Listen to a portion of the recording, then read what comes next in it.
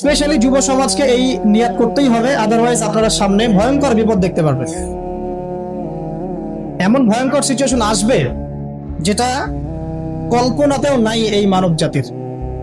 কি আসবে সেটা নিয়ে আমি আসলে আপনাদেরকে ভয় দেখাতে যাচ্ছি না। আগামী বিশ্বের ভবিষ্যৎটা ভালো না, আগামী বিশ্বের ভবিষ্যৎটা মোটেই ভালো না। ইতিহাস এর দিকে আপনাকে চোখ দিতে হবে।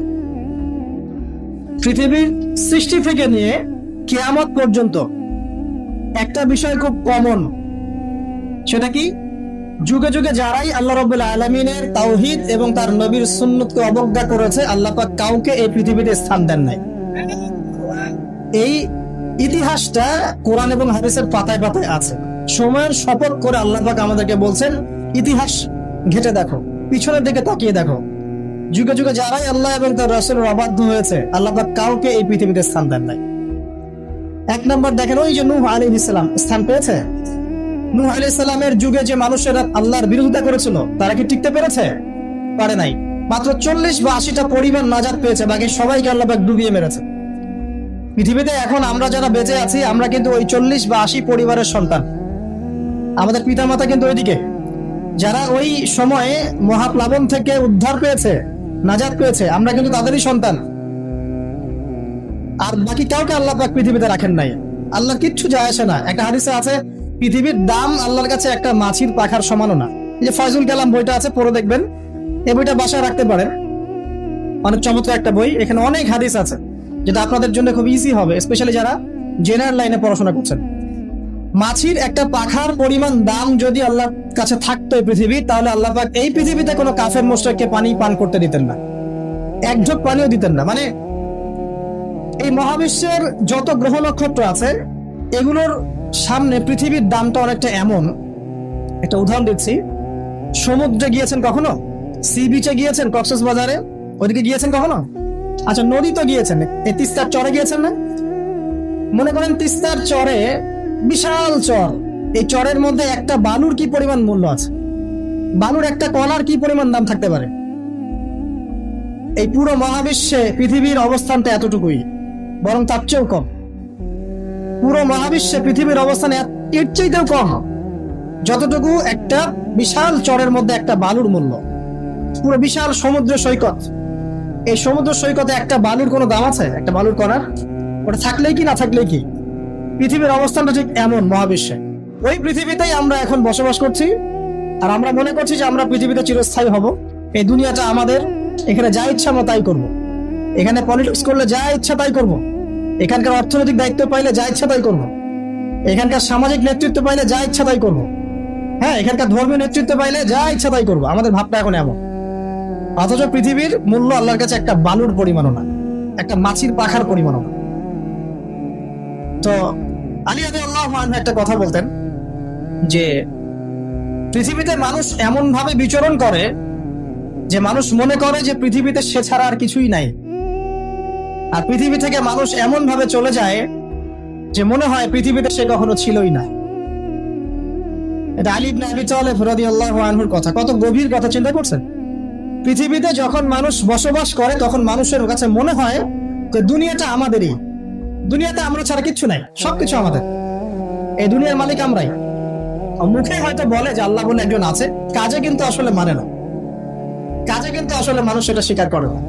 কার্যটা স্বীকার করলে কি মানুষ আল্লাহর হালালকে হারাম করতে পারতো? আল্লাহর হারামকে হালাল করতে পারতো? একজনকে দেখলাম বলছে যে মেয়েদের ড্রেস কতটুকু লম্বা হবে, কতটুকু খাটো হবে, ঢিলেঢালা হবে কিনা, শালীন হবে কিনা, এইসব নিয়ে কথাবার্তা বলার সময় নাই এখন। এখন যুগটা এগিয়ে যাওয়ার।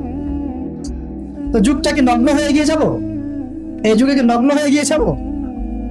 তো এই যে আল্লাহ পাকের বিধানের 5 পয়সা পরোয়া নেই। আল্লাহ পাক যেখানে বলছেন সূরা আহজাবে যে মেয়েদেরকে বলো হে নবী, তারা যখন বাড়ি থেকে বের হবে, তারা যেন জিলবাব দিয়ে তাদের কাপড়টা, দেহটাকে ঢেকে নেয়। তো আল্লাহ পাকের এই আদেশের কি দাম আছে ওর কাছে? 5 পয়সা দাম আছে? আল্লাহ পাক বলছেন সুদ খেও না, যদি সুদ খাও তাহলে আল্লাহ এবং তার রাসূলের সাথে যুদ্ধের ঘোষণা শুনে রাখো। কোনো দাম আছে আল্লাহর কথা? সুদ না খেলে যুগে চলে? চুরি করো না, ডাকাতি করো না, জেনা করো না, আল্লাহ পাক বলছেন। দেধার্স এগুলো আমরা করছি এবং এগুলোকে স্বাভাবিকভাবে মেনে নিয়েছি, যেটা হয়। প্রত্যেকদিন খবরের কাগজ খুলবেন, দেখবেন ধর্ষণের খবর পাওয়া যাচ্ছে, পরকীয়ার খবর পাওয়া যাচ্ছে। গতকালকে একটা নিউজ দেখেছি যে মায়ের মায়ের পরকীয়া দেখে ফেলায় মেয়েকে মা হত্যা করেছে।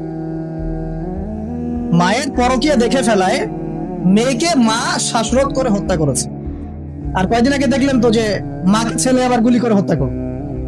বলেন কোন পৃথিবীতে বসবাস করছেন? ওয়াল আসরি দিয়ে আমি আপনাকে কি বুঝাবো? সময়ের কসম, এটার ব্যাখ্যা আমি কি করব আর আপনাকে কি বুঝাবো? এই হচ্ছে বর্তমান প্রেক্ষাপট।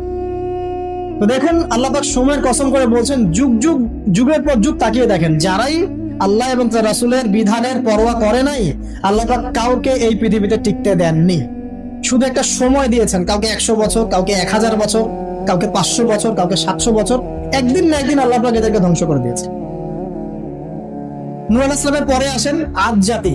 আদ জাতির লোকেরা অনেক লম্বা ছিল, ওই যে ওই গাছের চেয়ে লম্বা হবে। তাল গাছগুলো দেখেছেন? তাল গাছ, নারকেল গাছ, এর চাইতেও বড় বড় ছিল ওরা ফিজিক্যালি। বিশ্বাস হয় না? এমনও মানুষ ছিল পৃথিবীতে, আমরা তখন ছোট, লম্বা চড়া মানুষ ছিল পৃথিবীতে, এবং তারা ছিল আদ এবং সামুদ জাতি। তার একটা কথা বলতো যে মান আশাদ্দু মিন্না কুওয়া, আমাদের চেয়ে শক্তিশালী আর কে আছে? যে তারা কি জানে না যে আল্লাহ তাদেরকে সৃষ্টি করেছেন তিনি তার চেয়ে বেশি শক্তিশালী? তো এরা বলতো যে আমাদের চেয়ে শক্তিশালী কে আছে? পাহাড় কেটে কেটে বাড়ি নির্মাণ করতো, সৌধ নির্মাণ করতো। যখন কাউকে মারতো, ওয়াইদা বাতাসতুম জাব্বারিন, কাউকে পিটাইলে খুব পিটাইতো, মানে খুব উদ্ধত অহংকারী ছিল। হুদ আলাইহিস সালাম এবং সালেহ আলাইহিস সালাম তাদের নবী ছিলেন। আল্লাহ পাক নির্দিষ্ট সময় দিয়েছেন, একদিন ধ্বংস করে দিয়েছেন। বিশাল দেহের এই মানুষগুলোকে আল্লাহ পাক ধ্বংস করেছেন ঝড় দিয়ে, বাতাস দিয়ে। বাতাসে এমন ভাবে উপরে দিয়েছেন যেন খেজুর গাছের ডাল উপরে পড়ে গেলে যেমন ভাবে পড়ে থাকে, এরা সেভাবেই পৃথিবীতে পড়েছিল। শেষ, সমস্ত দম্ভ অহংকার সব শেষ, চূর্ণ বিচূর্ণ। সামুদ জাতির একই অবস্থা, আকাশ থেকে বজ্রপাত, এই যে বিজলি যেটা বলি আমরা, প্রচন্ড বজ্রনিনাদ শব্দে একদিনে শেষ। ভালো মেয়ে খুঁজে পাবেন কোথায়? খুবই রেয়ার, খুবই রেয়ার। ভালো মেয়ে খুঁজে পাওয়া খুবই রেয়ার। যদি আপনি নিজে পবিত্র না থাকেন, আপনি পবিত্র মেয়ে খুঁজে পাবেন না। প্রিয় দিনী ভাই, আপনি যদি নিজে পবিত্র না থাকেন, আপনি পবিত্র মেয়ে খুঁজে পাবেন না। বড় বড় শহরগুলোতে গিয়ে দেখেন, শপিং মলগুলোতে গিয়ে দেখেন, শপিং মল, ইউনিভার্সিটিজ, মেগা সিটিজ গুলোতে গিয়ে দেখেন, মেয়েদের গেট আপ গুলো দেখেন। দুজন যদি পরস্পর সম্মতি করে, এটাকে পাপ মনে করা হচ্ছে না এখন। এখন যদি দুজন, একজন ছেলে একজন মেয়ে যদি সম্মতি করে, এটাকে পাপ মনে করা হচ্ছে না। এবং দেখা যায় অনেক পরিবার, আপনি জরিপ করে দেখেন, ম্যাক্সিমাম পরিবারে এখন পরকীয়া ঢুকে গেছে। স্বামীকে নিয়ে স্ত্রী সন্তুষ্ট না, স্ত্রীকে নিয়ে স্বামী সন্তুষ্ট চলছে। আবার যদি কেউ অনেস্টলি একাধিক বিয়ের দিকে যায়, তখন তাকে আবার সমাজের দিকে খারাপ চোখে দেখা হচ্ছে। দেখা যাবে একটা স্ত্রী আছে বাসায়, কিন্তু বাইরে 10টা মেয়ের সাথে টাঙ্কি মেরে বেড়ায়, কোনো সমস্যা নাই। 10টা মেয়ের সাথে করে বেড়ায়, কোনো সমস্যা নাই। কিন্তু একটা মেয়েকে যদি বিয়ে করে, তাকে ভরণ পোষণ, তার রেসপন্সিবিলিটি, তার গার্ডিয়ানশিপ, তাকে সম্পত্তির অধিকার, যৌন অধিকার সবকিছু দেওয়ার চেষ্টা করে, তখন সমাজের মানুষ বাঁকা চোখে তাকায় থাকে। এটা কোন যুগে আছেন? এটা আইয়ামে জাহিলিয়াত চলছে এখন। আমরা মক্কাকে আইয়ামে জাহিলিয়াত মনে করেন? মক্কার জাহিলিয়াতের চেয়ে 1000 গুণ বেশি জাহিলিয়াত এখনকার বিশ্বে আছে। কেউ চ্যালেঞ্জ করলে আমার সাথে ডিবেট করতে বলেন, আমি প্রমাণ করে দিব যে মক্কার জাহিলিয়াতের চাইতে 1000 গুণ বেশি জাহিলিয়াত এই যুগে আছে। তবে শর্ত হচ্ছে, এই জাহিলিয়াত প্রমাণ করতে হবে শুধু কোরআন এবং হাদিসের চোখ দিয়ে, অন্য কোনো চোখ দিয়ে চলবে না। তো এই সব কিছুর উপরে আবার একটা বিষয় আছে, সেটা হলো সব সময় আইনের সুশাসন নিশ্চিত হচ্ছে না। সব ধর্ষকের বিচার হচ্ছে না, সব জেনাকারের বিচার হচ্ছে না, মাদক দ্রব্য সবার বিচার হচ্ছে না। আর বিচার হলে আইনের ফাঁক ফোকর দিয়ে বেরিয়ে যাচ্ছে। সিস্টেম করা আছে, ওখানে একটু খাওয়াবেন, তার নিচে একটু খাওয়াবেন, তারপর এখানে একটু খাওয়াবেন, আস্তে আস্তে সব খুলে যাবে। আর এগুলো আমরা মেনে নর্মাল, এমনই সিস্টেম আমরা সবাই মেনে নিয়েছি, এটাই হয়। এই যে মেনে নেওয়ার ট্রেন্ড, এটা করতে করতে করতে আমরা এখন চরম রকম জাহেলি একটা সমাজে বসবাস করছি। এই সময়ের কসম আল্লাহ পাক আপনাকে করছেন, ওয়াল আসর, এই সময়ের কসম। মানে কোন সময় আপনি বসবাস করছেন নিজেই চোখ দিয়ে দেখেন। সময়কে চিনতে শিখুন, ইতিহাস পড়তে শিখুন। ইতিহাসের সময়ের যুগে যুগে যারা আল্লাহর আইনের বা আল্লাহর বিধানের বিরোধিতা করেছে, ওদের কি পরিণত হয়েছে দেখুন, আর সময়কে মূল্যায়ন করুন। এভাবে আদ সামুদের কথা বললাম, কওমে লুতের কথা বললাম, এই যে কওমে শুআইব, একই অবস্থা। মাপে কম দিত, আল্লাহ পাক ভূমিকম্পতে ধ্বংস করে দিয়েছে, মানুষকে ঠকাতো। শুআইব আলাইহিস সালামের কওম যেভাবে মানুষকে ঠকাতো, এখনকার IMF আর ওয়ার্ল্ড ব্যাংক মানুষকে এইভাবে ঠকায়। এটা আপনি বুঝবেন না যদি ইন্টারন্যাশনাল ইকোনমিক্স মনিটারি সিস্টেম সম্পর্কে পড়াশোনা না করেন। সুদের জালে ফেলে দরিদ্র দেশগুলোকে একদম গলায় রশি ধরে টেনে ফেলে দিবে, হ্যাঁ, সুদের মধ্য দিয়ে, এবং পুরো ওয়ার্ল্ডটাকে এভাবে সাজিয়েছে এর বাইরে কেউ বেরোতে পারবে না। তারপরে ওরা ইন্দোনেশিয়াকে ইকোনমিক স্যাংশন দিয়ে দিয়েছে। ইন্দোনেশিয়া আস্তে একটা ভালো অবস্থান থেকে হঠাৎ করে ধাপ করে পড়ে গিয়েছে। যখন টার্কি এখান থেকে বের হওয়ার চেষ্টা করেছে ওকে স্যাংশন দিয়ে দিয়েছে। ভেনিজুয়েলা যখন বের হওয়ার চেষ্টা করেছে ওকে স্যাংশন দিয়ে দিয়েছে। মানে এরা শোয়েব আলাইহিস সালামের ওই কওমের মতোই পুরো মানব জাতিকে অর্থনৈতিক দাসত্বের দিকে নিয়ে গেছে। শোয়েব আলাইহিস সালামের কওমের পরে কি ফিরআউনের কওম, মুসা আলাইহিস সালাম। ফিরআউন ছিল বিশ্বের সবচেয়ে প্রতাপশালী নেতা, যে নিজেকে এক পর্যায়ে বলেছিল যে আনা রব্বুকুমুল আ'লা, আমি তোমাদের মহান রব, তাই না?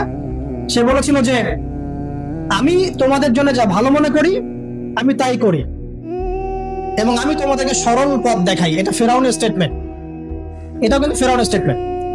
সে নিজেকে এক পর্যায়ে রব দাবি করে, এবং আল্লাহ পাক তাকে ক্ষমতা দিয়েছিলেন, দীর্ঘ হায়াত দিয়েছিলেন, ওকে জুলুমের ক্ষেত্রে আল্লাহ পাক অবকাশ ছাড় দিয়েছিলেন। এক পর্যায়ে সে মনে করলো যে তাকে ধরার কেউ নাই। আল্লাহ রাব্বুল আলামিন একটা সুযোগের অপেক্ষা, একটা সুযোগের অপেক্ষা, সেটা হলো মুসা আলাইহিস সালামকে ধাওয়া করছে ফেরাউন এবং তার দলবল লোহিত সাগরের কাছে আসলো। ফেরাউন এদিকে দাঁড়িয়ে আছে, মুসা আলাইহিস সালাম এবং তার সাথীরা পার হয়ে গেল। ফেরাউনও পার হতে গিয়ে আল্লাহ পাক সবাইকে সদল বলে ডুবিয়ে দিলেন। একদিনের ব্যাপার। আল্লাহ পাক বড় আসরির সময়ের কসম করে এদিকে আমাদেরকে তাকাতে বলছেন। ইতিহাস ঘেটে দেখো, ফেরাউনের মতো বড় যারা স্বৈরাচারী ছিল তারাও টিকতে পারে না, পেরেছে? পারেন। নমরুদের কথা আপনারা জানেন, বিশাল প্রতাপশালী, তাকে আল্লাহ পাক লম্বা হায়াত দিয়েছিলেন। ইব্রাহিম আলাইহিস সালামকে কত পরীক্ষায় না ফেললো, আগুনে পর্যন্ত ফেলেছে। ইব্রাহিম আলাইহিস সালাম বলেছেন হাসবি আল্লাহ ওয়া নি'মাল ওয়াকিল, হাসবি আল্লাহ ওয়া নি'মাল ওয়াকিল, নি'মাল মাওলা ওয়া নি'মান নাসির। আল্লাহ রাব্বুল আলামিন ইব্রাহিম আলাইহিস সালামকে বিজয় দিলেন ও নমরুদকে আল্লাহ পাক ধ্বংস করে দিলেন। কোথায় যাবেন? ঈসা আলাইহিস সালামের কওমে আসেন, যারা ঈসা আলাইহিস সালামকে মেনে নিয়েছে নাজাত পেয়েছে, যারা মেনে নেয় নাই কিয়ামত পর্যন্ত আল্লাহ পাক ওদেরকে লানত করে রেখে দিয়েছে। লম্বা করছি না, একটা বিষয়ের দিকে ফোকাস করেন। সময়ের কসম বলতে আল্লাহ পাক আপনাকে বর্তমান সময়টাকে চিন্তা করতে শেখাচ্ছেন। কারণ আপনি আমি যে সময় আছি সে সময় নিয়ে ভাবতে হবে। 1, 2 সময়কে মূল্যায়ন করতে হবে। 3 অতীতের সময়গুলোর দিকেও তাকাতে হবে, যে অতীতে কখন কার কি পরিণত হয়েছে, কি কারণে হয়েছে। এখান থেকে শিক্ষা নিয়ে সামনের দিকে পথ চলতে হবে। আর সামনের সময় কেমন? সামনের সময় আরো ভয়ঙ্কর। যত দিন যাবে কিয়ামতের যে আলামতগুলো বাকি আছে সেগুলো আস্তে আস্তে চোখের সামনে দেখা যাবে।